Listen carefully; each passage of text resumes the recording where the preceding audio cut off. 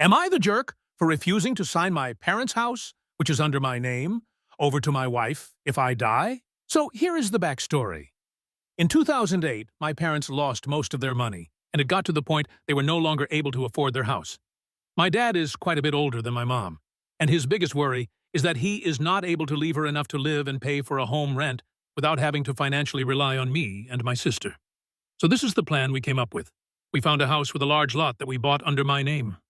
My parents put down a significant amount of their savings for the down payment for the property, and to build a detached accessory dwelling unit for them to live in.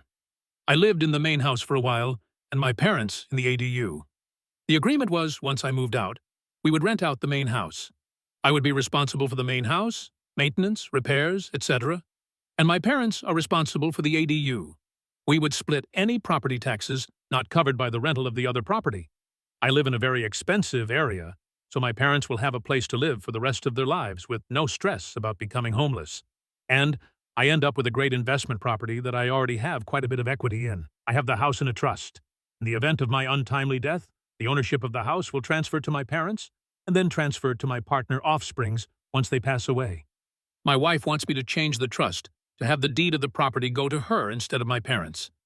She says she of course will let them live there, but wants control of the property if I die. I feel really uncomfortable signing over the house my parents paid for to her. Even though it's in my name and I'm spending some money on property taxes and maintenance, I consider it their house since they have paid for everything. Part of the reason I feel uncomfortable is because when we were updating our life insurance policies once we got married, she made sure I removed my parents as beneficiaries and added her on as 100% beneficiary, but then refused to add me as a beneficiary to her policy and had 100% going to her sister. AITA for refusing to sign the house over to her?